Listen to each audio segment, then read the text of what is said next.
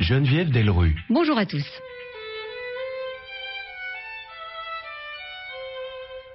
Nous nous faisons l'écho ce dimanche dans Religion du Monde d'un colloque organisé récemment à Paris par la Faculté des Sciences Sociales et Économiques, la FAS, de l'Institut catholique de Paris sur la question du sens et du bien commun. Deux défis majeurs intrinsèquement liés qui feront l'objet d'un enseignement spécifique dès la rentrée universitaire 2008 avec la création par la FAS de l'Institut du sens politique. Qu'est-ce que le bien commun ? Quel est son avenir dans des sociétés mondialisées, marquées par la financiarisation ? Comment concilier politique publique et éthique, bonne santé de l'économie et développement durable ? Quel sens donner au vivre ensemble ? Ce sont à ces questions que des hauts fonctionnaires, des philosophes, des acteurs du monde économique et financier ont tenté de répondre lors de ce colloque sur le sens et le bien commun. Patrick Vivray est conseiller à la Cour des comptes. Son champ d'investigation, la philosophie politique appliquée à l'économie. Cet ancien conseiller du socialiste Michel Rocard est l'auteur d'ouvrages et de rapports remarqués. Pourquoi ça ne va pas plus mal chez Fayard et transformation personnelle, transformation sociale ou encore reconsidérer la richesse. Pour Patrick Vivray, la question du sens et du bien commun posée comme sujet de colloque est significative des risques majeurs qui pèsent sur l'humanité. C'est symptomatique, oui, parce que l'humanité est à un carrefour critique de sa propre histoire, où deux biens communs majeurs, qui est d'une part ce qu'on appelle la planète, enfin la question plus générale de la niche écologique est menacée, ce que Edgar Morin et Anne-Brigitte Kern ont appelé notre terre-patrie, et où d'autre part l'humanité elle-même est à un tournant de sa propre histoire. Quand on parle de risque de sixième extinction, quand on évoque non seulement les défis écologiques, mais le cocktail explosif que représente l'humiliation et la misère, les armes de destruction massive en circulation, on est dans une situation où ça n'est pas faire du catastrophisme que de dire que l'humanité, comme corps collectif, risque la sortie de route. Donc là, il y a bien deux biens communs majeurs qui peuvent être en cause, et la grande question, c'est comment on construit des projets politiques qui sont à la hauteur de tels enjeux. Alors précisément, pour vous, nous sommes à la fin d'un cycle et nous sommes maintenant à la fin du cycle du salut par l'économie qui avait été précédé de l'économie de salut. Oui, c'est une phrase très forte tirée de Max Weber qui avait caractérisé l'entrée dans la modernité, qui était aussi l'entrée dans le capitalisme, par le passage de l'économie du salut au salut par l'économie. Et ce que nous voyons aujourd'hui, c'est que la promesse du salut par l'économie, elle n'est pas tenue, elle n'est pas soutenable, pourrait-on dire. Donc la question du salut fait retour pour l'humanité, mais la grande question, c'est comment assumer cette nouvelle question du salut de l'humanité au sens le plus fort du terme, dans des conditions démocratiques et laïques, parce que sinon on voit bien une possibilité de retour à une modernité.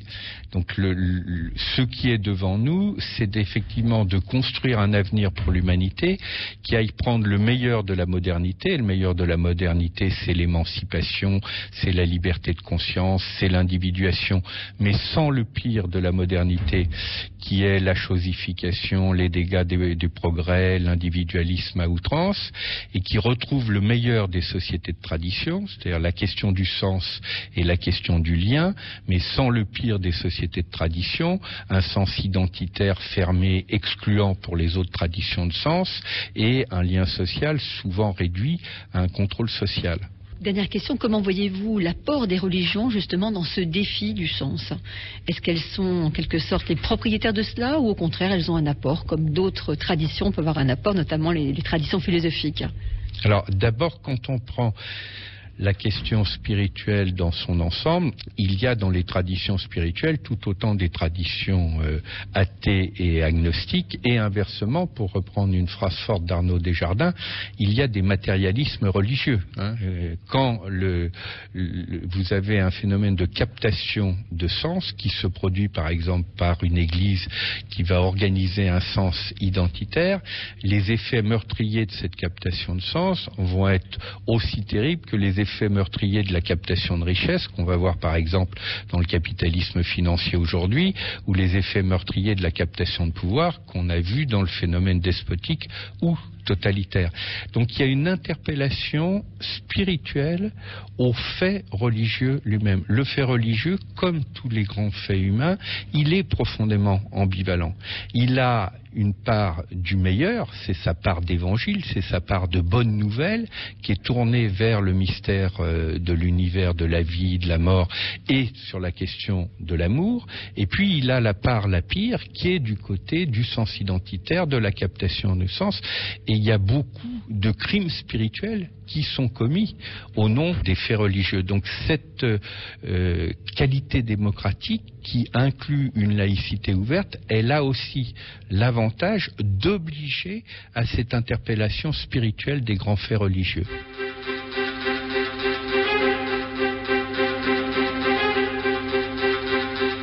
François Mabille est le doyen de la FAS, la faculté des sciences sociales et économiques de l'Institut catholique de Paris, qui à l'automne 2008 proposera donc aux étudiants un master gouvernance, éthique et société au sein de l'Institut du sens politique.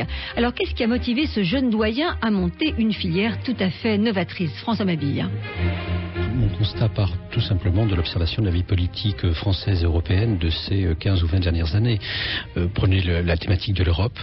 Pourquoi les Français sont moins enclins aujourd'hui à se prononcer en faveur de l'Europe? Tout simplement parce que le projet européen qu'on leur propose n'est précisément pas un projet. Et que l'on leur parle d'une Europe qui est une Europe administrative, d'une Europe économique éventuellement, mais le projet fondateur, l'idéal européen, fait aujourd'hui défaut. D'une certaine manière, c'est ce que l'on a également constaté lors des dernières présidentielles, avec des élections qui ont été totalement ordonnées autour de la personnalité des différents candidats, mais le programme disparaissait. Il disparaissait parce que les Français ont en tête les vieilles idéologies, et c'est vrai qu'ils n'adhèrent plus à ces idéologies, mais entre un trop-plein d'idéologies et un vide de sens, il y a sans doute place pour une recherche de sens, une recherche de bien commun, et donc une possibilité de mobiliser des étudiants intéressés par le politique, l'économique, le social, par la gestion du bien commun, par les questions de gouvernance de société, ordonnées autour d'une réflexion sur ce que signifie aujourd'hui travailler pour le plus grand nombre. Et donc, il s'agit de réhabiliter le sens politique, réhabiliter la recherche de sens au profit de la politique. Est-ce que cela veut dire que finalement vous voulez redonner aux jeunes une sorte de forme d'éthique dans leur travail, notamment ceux qui seront en responsabilité? Oui, c'est tout à fait cela.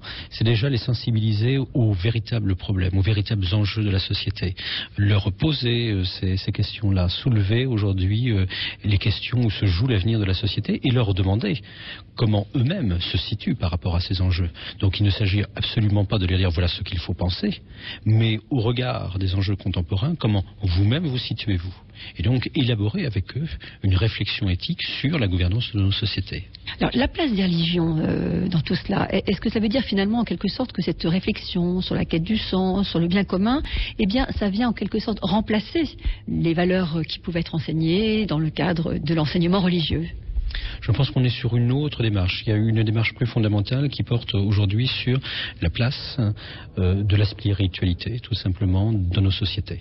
Là, on est sur un point qui est tout à fait important.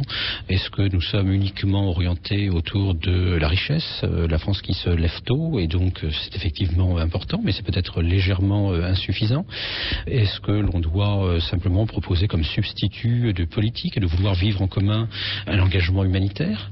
Voilà, la solidarité internationale, ça compte, mais est-ce que ça suffit? Est-ce que finalement l'homme en société ne doit pas s'interroger sur d'autres dimensions possibles de son existence? Donc l'articulation, elle se situe à ce niveau-là. Comprendre également que la question du sens, elle peut être traitée à niveau philosophique, mais qu'on peut également questionner les différentes spiritualités, les acteurs religieux sur leur patrimoine religieux et la manière dont ces patrimoines peuvent être convoqués pour réfléchir sur les enjeux contemporains. Prenez l'exemple de l'écologie. C'est très intéressant de constater que depuis une vingtaine d'années, en Europe, en Allemagne notamment, en Suisse, en France également, avec des mouvements comme Pax Christi, eh bien, il y a une prise en compte de cette question écologique et que des acteurs religieux réinterrogent leur patrimoine avec leur vocabulaire particulier. Les écologistes parleront d'environnement et puis en langage religieux, on parlera plutôt de la création. Ou d'une terre qui nous est confiée. Ou d'une terre qui nous est confiée. Et là, on se retrouve avec des interrogations qui sont communes en fonction, bien évidemment, de valeurs qui peuvent s'enraciner dans des patrimoines différents, mais il n'y a aucune raison que l'on mette de côté les spiritualités.